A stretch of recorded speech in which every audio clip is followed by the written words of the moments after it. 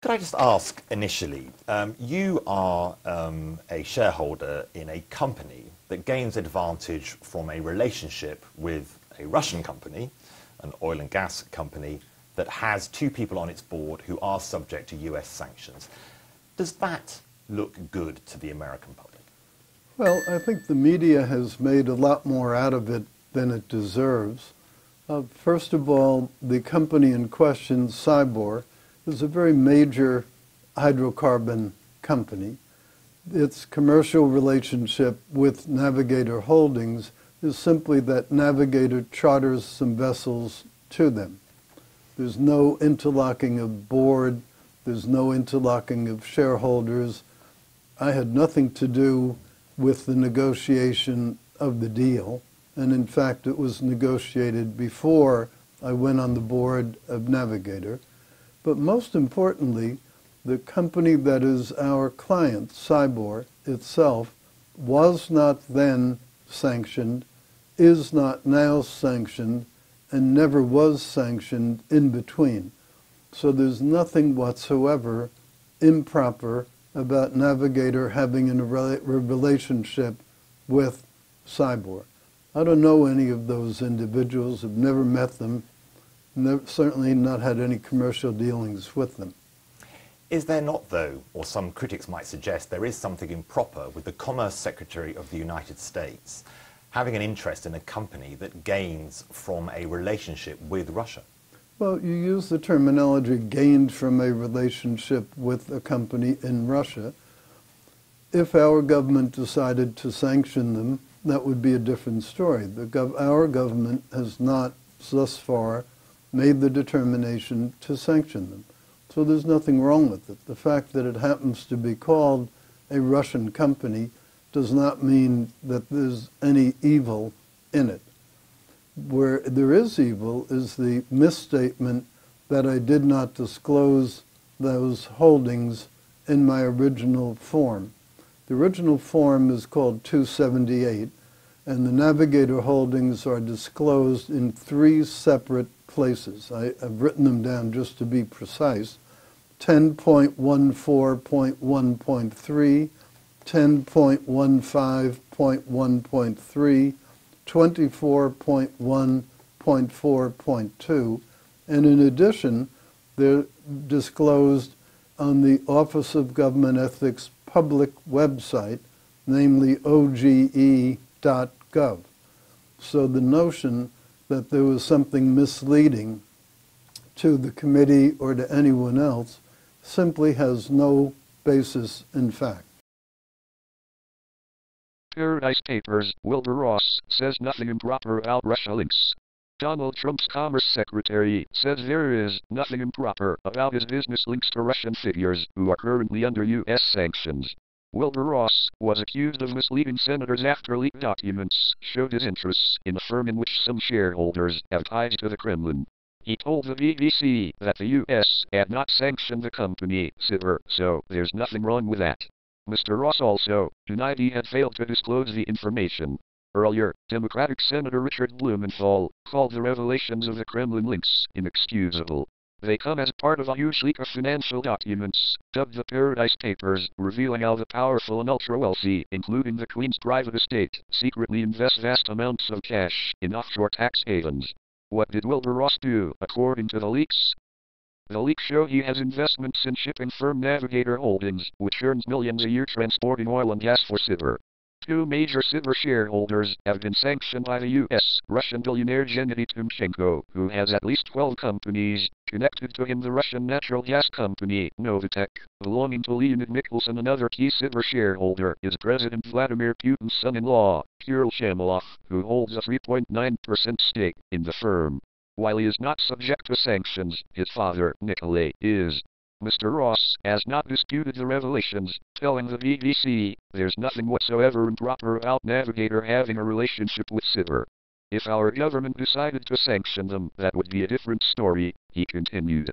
He said he had disclosed the business links to the Office of Government Ethics and denied misleading the Confirmation Hearing Committee when he took office. He said he had never met any of the figures concerned. The U.S. imposed some sanctions after Russia annexed Crimea in 2014. Others were imposed last year for alleged interference in the U.S. presidential election. The Commerce Department earlier said Mr. Ross had been generally supportive of the administration's sanctions of Russian and other entities. What's the problem then? Prior to being confirmed in office as Treasury Secretary, Wilbur Ross did not reveal to Congress the full details of his company holdings. According to the leaks, he retains a financial interest in Navigator Holdings via a number of companies in the Cayman Islands, some of which he did disclose at the time of his confirmation. However, under the disclosure rules he did not have to declare his interest in Navigator Holdings.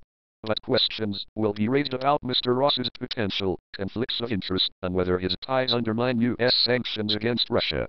Our committee was misled. The American people were misled by the concealment of those companies, Democratic Senator Richard Blumenthal told NBC News after the revelations came to light. Mr. Blumenthal has called for an investigation into the Treasury Secretary's links to President Putin's son-in-law. The leaks come as an investigation led by Special Counsel Robert Mueller into Russian connections to Donald Trump's 2016 campaign team continues. Mr. Trump's presidency has been dogged by allegations that Russians colluded to try to influence the outcome of the election. He has called the allegations fake news. How close is Ross to Trump? They have known each other for more than a quarter of a century. Mr. Ross played a key part in a prepackaged bankruptcy deal, an agreement between a company and its creditors for Mr. Trump's Atlantic City casino, the Time Mail. In the 1990s he stepped in to represent the angry bondholders, but like Donald Trump's style.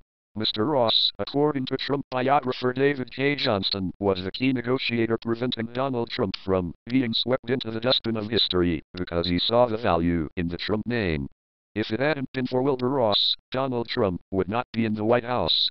How close is Ross to Navigator Holdings? W.L. Ross & Co., which was founded by Wilbur Ross, appears to have maintained a close relationship with a shipping company. On the night that he was nominated as Commerce Secretary, Mr. Ross was congratulated on his promotion by the senior management of Navigator Holdings at a New York restaurant, Bloomberg reports. Mr. Ross reportedly told the CEO of Navigator, "Your interest is aligned to mine. The U.S. economy will grow, and Navigator will be a beneficiary." Another key Navigator customer has been PDVSA, the Venezuelan state oil company. It was targeted by U.S. sanctions this year. Presentational gray line. Timeline: Wilbur Ross's links with Sibur. November 2012, Navigator signed charter deal with Sibur. Mr. Ross becomes Navigator board member March-November 2014. He remains a board member as the U.S. sanctions Russia for annexing Crimea November 2014. Mr. Ross leaves Navigator's board, with Ross Group partner Wendy Teramoto taking his place until 2017-2015. Navigator increases business with Sibur, with energy firm accounting for 9.1% of its total revenues, compared to 5.3% in 2014. 2016 figures show Sibur remains among Navigator's top 5 clients, predominantly exporting Russian gas to Europe and potentially providing significant income to sanctioned Putin. Allied 2017, Navigator doubles the fleet it uses on Sibur, exports to 4. What else do the Paradise Papers reveal? About $13 of the Queen's private money was invested into offshore accounts in the Cayman Islands and Bermuda. Read more here. A key aide of Canada's PM has been linked to offshore schemes that may have cost the nation millions of dollars in taxes, threatening to embarrass Justin Trudeau, who has campaigned to shut tax havens. Read more here. A former UK Conservative Party deputy chairman and a significant donor, Lord Ashcroft, may have ignored rules around how his offshore investments were managed. Read more here. How questions were raised about the funding of a major shareholding in Everton FC.